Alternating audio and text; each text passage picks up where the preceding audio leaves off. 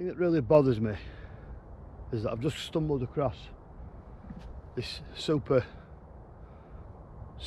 beautiful, stunning place, and it's peaceful, it's quiet. Apart from wildlife, it is absolutely stunning. Now the thing that pisses me off more than anything is mindless morons who think it's acceptable to come to a stunning place like this and leave that. You know, not really on, is it? Not really on. It's not wild camping, or it's just mindless morons who think it's acceptable to just destroy nice places.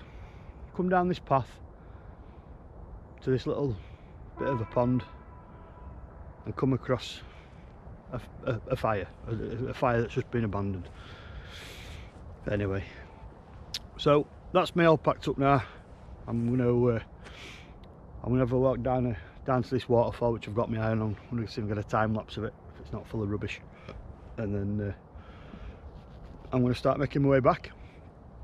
I'll catch up with you in a bit.